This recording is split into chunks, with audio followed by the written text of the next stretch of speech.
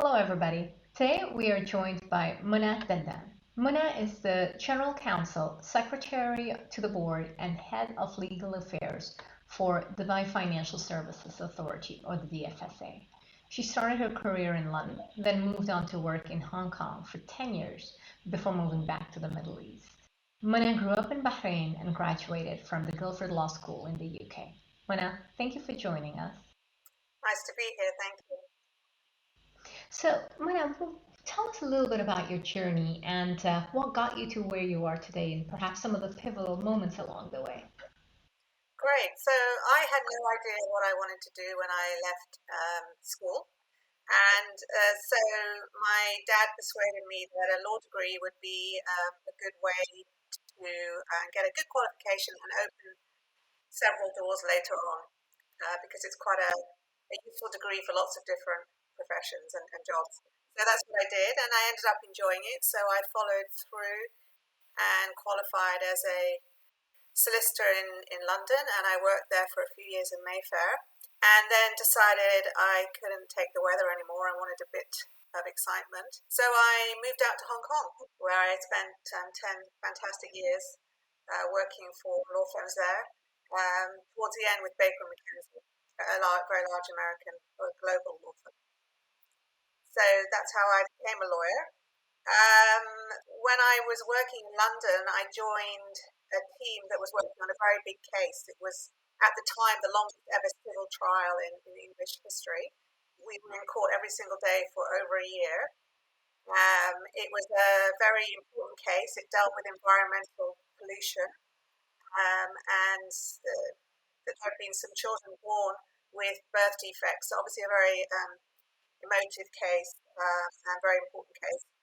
So I started on that case as the very most junior member of a very large team. And by the end of it, I was running the team. So it was a fantastic experience. And I'm pleased to say that we won the case eventually. I was actually asked to write a book on it because it raised so many interesting legal issues. Um, but writing a book, I realized, is very difficult.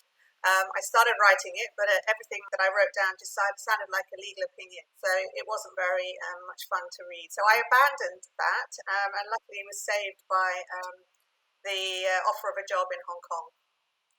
And I ended up working in Hong Kong on a very large case for Hong Kong. I was acting for a very large conglomerate that was being sued by the Danish government, and we went all the way to the Court of Final Appeal in Hong Kong. So that was incredibly interesting and a real learning curve. So that's it in a nutshell. Very nice. You've had the opportunity to work on some very, very large cases, some very interesting, challenging situations. What have been perhaps some of the more intriguing ones, and how did you end up on those? Well, it really was, in many ways, luck, being in the right place at the right time. But also, I was very hardworking and proved myself, and so I was a trusted junior member of my law firm. So if there was anything happening that was particularly important to the firm, I was often lucky enough to be appointed onto that team. So that's how I ended up running the firm's biggest case. Um, and similarly, when I went out to Hong Kong because I had such fantastic experience of this huge case, that firm I joined had a very important case, and because of my experience and success with the first case, I was lucky enough to be given this big case to run for the firm. So I think, in summary, I think hard work paid off, and once you have one win under your belt, it tends to open doors for other things. Makes sense. At one point, you mentioned that you decided to follow your husband's career, and that when you did that, you couldn't think about what you were losing, but about what you were gaining. How Yes. did that? Tell us about that. So that was very, very difficult for me. My husband was a partner with Arthur Andersen, and you may remember when, with the Enron scandal, Andersen collapsed very quickly. So he because of the sort of work he did, he was not able to find another role in Hong Kong, but he was offered roles in Shanghai, Moscow, and Dubai. He was 10 years older than me, so more senior in his career and earning a lot more than me. So we had to take the decision that we couldn't follow both our careers. So his career took precedence at that time. And I persuaded him to go to Dubai because of my Middle Eastern background. It felt more like home than either Shanghai or Moscow would do. So that's how we ended up in Dubai. When I arrived, the DIC course had not yet become operational. So I was not able to pursue my career as a litigation lawyer at that time. It was very difficult for me because I was leaving my law firm Baker just at the time when I was on the doorstep or the threshold of partnership. So I'd put in many years of very hard work, many weekends spent in the office, and I'd done all this hard work to prove myself worthy of consideration for partnership. And just at the very last moment, I was turning my back on that and coming to a completely different country where my skill set could not be used. It was very difficult, but I decided pretty quickly there was absolutely no point in dwelling on what I was losing, but instead see it as an opportunity.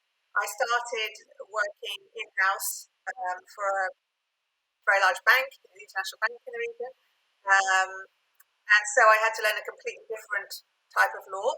And I saw that as a challenge. I saw that as only expanding my expertise and developing my skill set. And I felt confident that I would be able to prove myself again.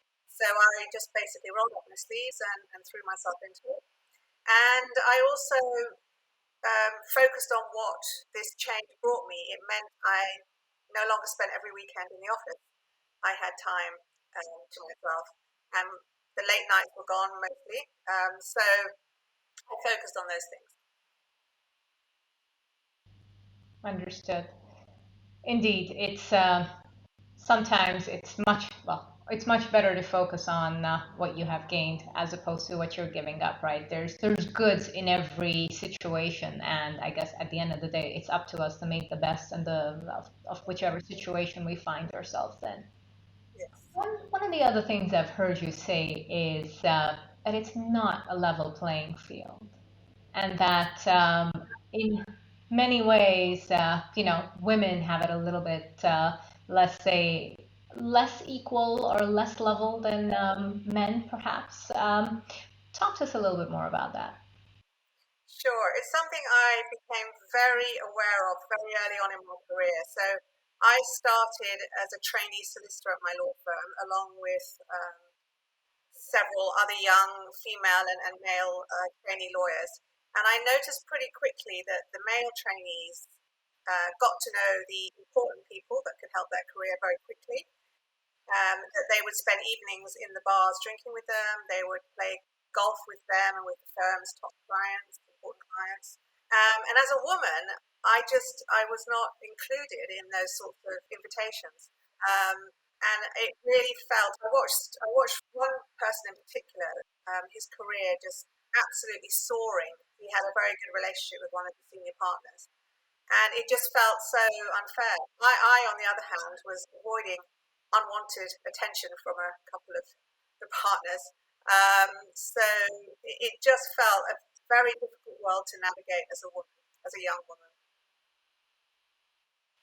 And at that stage in your career, as a junior lawyer, it can make all the difference in terms of the opportunities that you're given and how you can develop your career if you have a mentor or someone older and more powerful taking an interest in your career.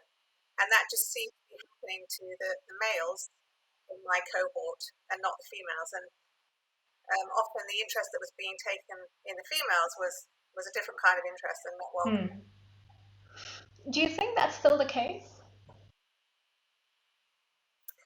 Um, I hope it's not. I do think that people are much more aware now of of inappropriate behavior in the workplace and how that can be subtle. I do think there's been a real mind shift in terms of that. The sorts of things that I had to uh, navigate when I was younger, I cannot imagine them happening today. It would just be totally unacceptable. So I hope there's been a change. I imagine there must have been. You mentioned that a large part of your current team at the DFSA is women. 9 out of 13 are women. How are the dynamics different in a team where there are so many women? And, was it a conscious decision that you made? I'm not sure whether the dynamics are particularly different. What I believe wholeheartedly is that when you have a diverse team,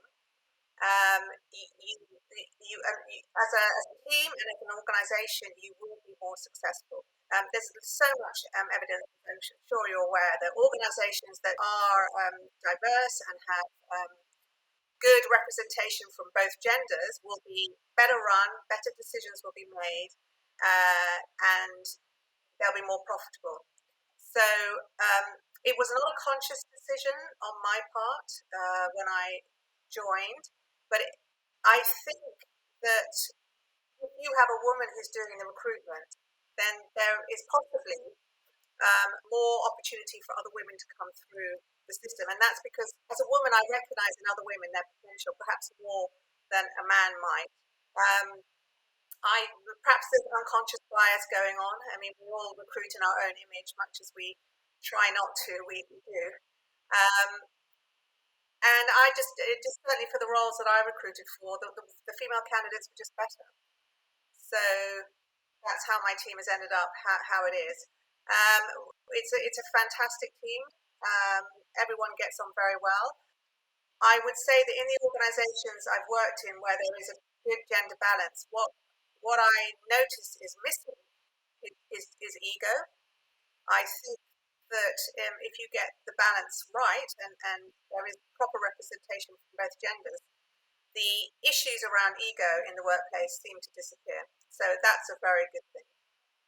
Indeed. And then people can focus a lot more on just getting the work done and being more productive Exactly. as opposed to managing around people's egos. Yeah. Exactly. Yeah. What advice would you have for some of the younger women and men that are earlier on in their careers? Well, I think for uh, I think what I'd say to the men, but I don't think I need to say it these days. I would say treat your female colleagues the same way you treat your male colleagues. There should be no difference. It should be a completely equal playing field, and be thoughtful and respectful towards um, the differences. I would say to the younger women, don't be tempted to use your femininity to get attention. That's a big mistake. If you want to be respected, you need to be very good at what you do, and you need to be respected for the right reasons, and um, you need to work hard and be very good at what you do, and then you will get the opportunities you deserve, and you'll get the respect you deserve. I'd also say to young women, try and find a mentor, if possible, a female mentor. If you can't do that, then build a strong network of your peers. It's been incredibly powerful for me to have a network. And actually, as women, we tend to be better than this than a lot of men. We're good at talking, we're good at sharing. And that can be incredibly powerful as you move up your career ladder. To be able to share ideas with other women, talk through issues. I found it incredibly helpful in my career. Ideally, you'll have a network that's balanced, that will have men and females in it. But there is women seem to be easier at sharing, and there is so much power in that. Um, so I would really encourage that. Yeah.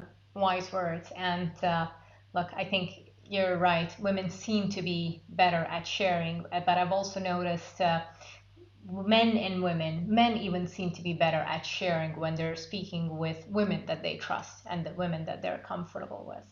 So, absolutely, to your point, be yourself. Men should, men and Yeah, women each have different strengths, and make sure that you are known for the right reasons as opposed to anything. exactly.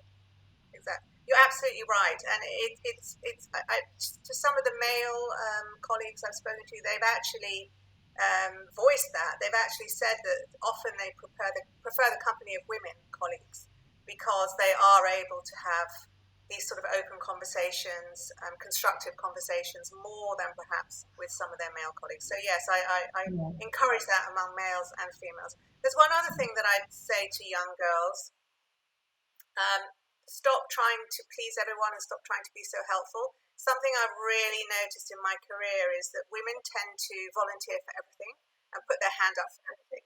They are so eager to please, and so uh, wanting to be worthy of praise, etc., that they will literally put their hand up for everything. But what tends to happen is that they are spread too thin then, and they can't spend the time they need to spend to excel at what they've actually been hired to do. So, my advice would be make sure you're very good at what you've been hired to do before you start volunteering and being overly helpful to everybody. Very good advice. Thank you very much, Mona. It's been a pleasure having you today.